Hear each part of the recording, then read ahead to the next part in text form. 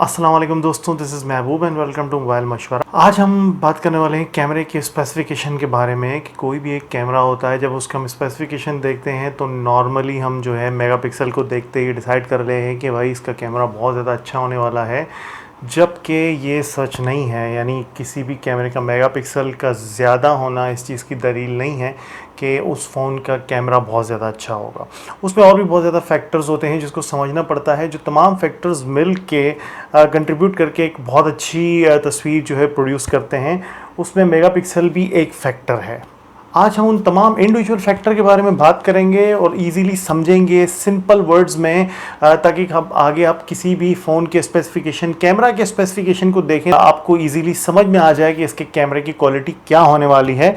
तो इसको सिंपल करने के लिए हम किसी एक कैमरे के स्पेसिफिकेशन उठाते हैं। लेट्स सी इस कैमरे के स्पेसिफिकेशन को उठाते हैं।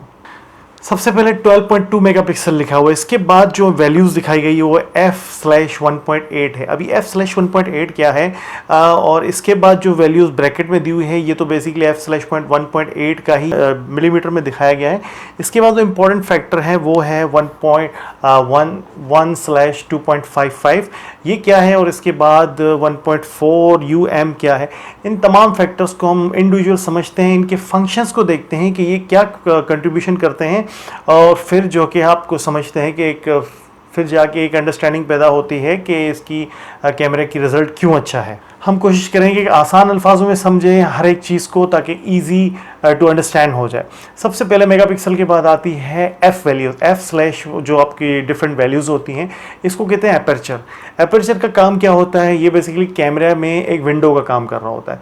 विंडो का काम यानी ये है कि इसके थ्रू लाइट एंटर होती है आपके कैमरे में। यानी विंडो जितनी ज़्यादा खुलेगी लाइट उतनी ज़्यादा आएगी। तो इसकी बेटर क्वालिटी ये होती है कि अगर एपर्चर बहुत ज़्यादा बड़ा है तो कैमरे के जो रिज़ल्ट है बहुत ज़्यादा अच्छा आएगा।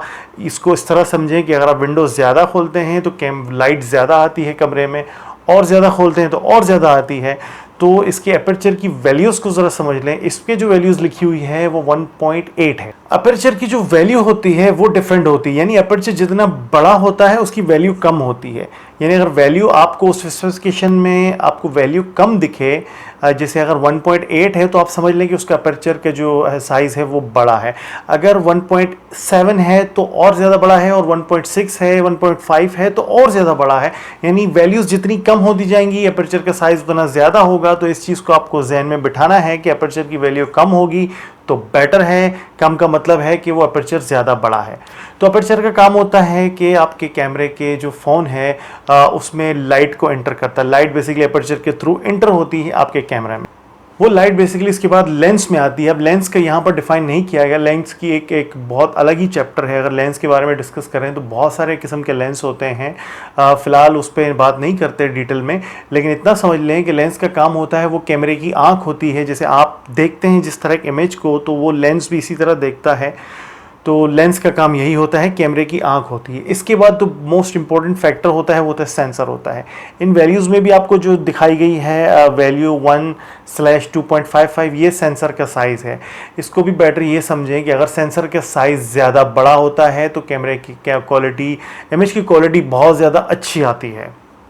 इस जो स्पेसिफिकेशन में आप देख सकते हैं 1/2.55, ये एक बड़ा सेंसर होता है, और इसकी भी क्वालिटी बिल्कुल, इसकी भी वैल्यूज़ बिल्कुल अपर्चर की तरह है। यानी ये जितना बड़ा सेंसर होगा तो उसकी वैल्यूज़ कम होती जाएंगी। तो यानी कम वैल्यूज़ डिफ़ाइन करती हैं कि जो सेंसर का साइज़ है बड़ा है।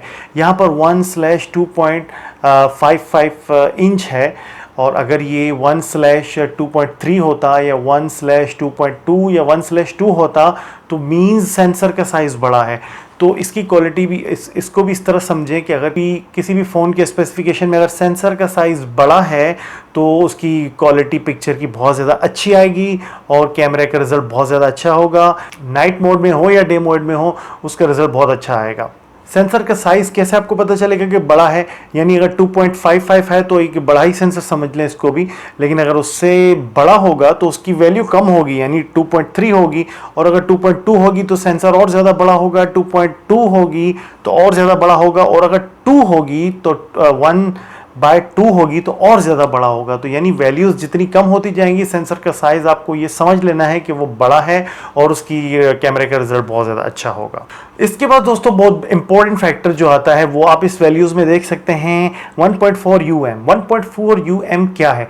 UM डिफाइन करता है पिक्सल के साइज़ को, यानी एक पिक्सल का साइज़ कितना है। ये भी एक बहुत इंपॉर्टेंट फैक्टर होता है, यानी अगर एक कैमरे का पिक्सल का साइज़ जितना ज़्यादा बड़ा होगा उतना ज़्यादा बेटर है, उतना ज़्यादा पिक्चर की क्वालिटी बहुत ज़्यादा अच्छी आएगी, कैमरे की क्वालिटी रिजल्ट बहुत ज़्यादा अच्छा होगा।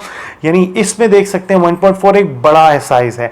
नॉर्मली जो हाई एंडेड फ़ोन होते हैं उसमें जो पिक्सल का साइज़ होता है 0.8 होता है या 1 होता है, लेकिन यहाँ पर है 1.4 जो कि एक बड़ा समझा जाता है। लेकिन आजकल जो हाई एंडेड फ़ोन है स्पेशली हवावे के, उन्होंने 1.2.4 तक भी पिक्सल का साइज़ दिया है, जो कि बहुत ही बड़ा कंसिडर किया जाता है। पिक्सल का साइज़ जितना ज़्यादा बड़ा होगा, क्वालिटी ऑफ कैमरा और पिक्चर और ज़्यादा अच्छी होगी। तो ये भी आपको जहन में बिठाना है। तो दोस्तों ये चीज़ आप समझ लें कि अपर्चर का बड़ा होना, कैमरे के सेंसर का बड़ा होना और पिक्सल के साइज़ का बड़ा होना, ये बहुत इंपॉर्टेंट फैक्टर होते हैं किसी भी कैमरे की क्वालिटी के लिए।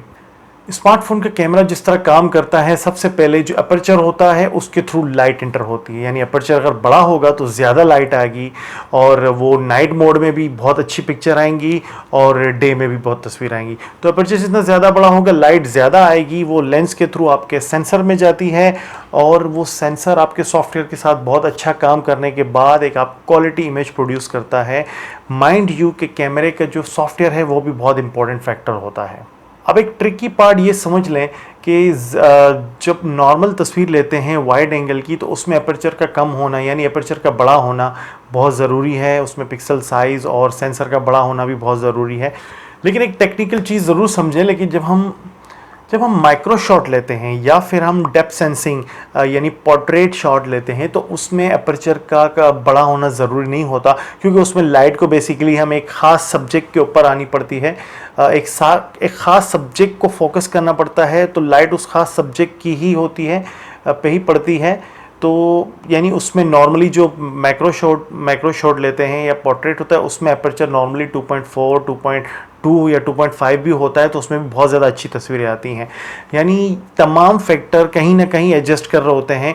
कहीं पर अपर्चर बहुत बड़ा होता है, जैसे 1.8, 1.9, 1.7 भी होता है, तो उसका सेंसर का साइज़ छोटा होता है, तो उसमें एक नॉर्मल तस्वीरें आ जाती हैं।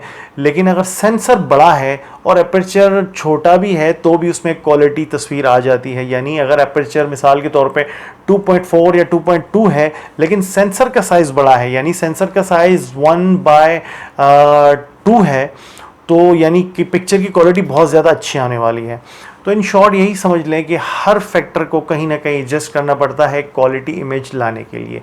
आम नॉर्मली जो अच्छी फोटोग्राफी होती है उसके लिए मैंने आपको समझा दिया कि उसमें अपर्चर का बड़ा होना ज़रूरी है, सेंसर का बड़ा होना बहुत ज़रूरी है और पिक्सल साइज़ का बड़ा होना ज़रूरी है।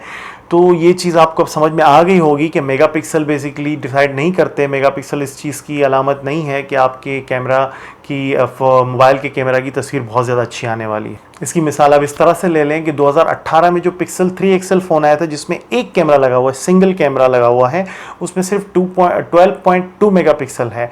लेकिन अब भी वो 2020 के बहुत से 50 से 60 हज़ार वाले जो फ़ोन हैं उनके कैमरा को बीट कर जाता है। आप गूगल में जाके सर्च करें बेस्ट कैमरा इन 2020, बेस्ट कैमरा फ़ोन इन 2020, तो आपको पिक्सल के जो नंबर है, पिक्सल 3 XL का नंबर है, वो आपको तीसरे या चौथे नंबर पे आराम से मिल जाएगा, जो कि बहुत अच्छी चीज़ है।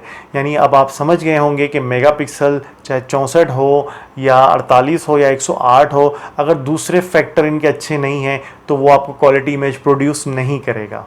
एक क्वालिटी इमेज के लिए ज़रूरी है कि मेगापिक्सल ज़्यादा हों, लेकिन उसके साथ दूसरे फैक्टर भी बेटर हों। जैसे अपर्चर भी जो है आपका बड़ा होना चाहिए, कैमरे का जो सेंसर का साइज़ है बड़ा होना चाहिए, सॉफ्टवेयर बहुत अच्छा होना चाहिए आपके मोबाइल का, और पिक्सल साइज़ बड़ा हो तो बेस्ट है।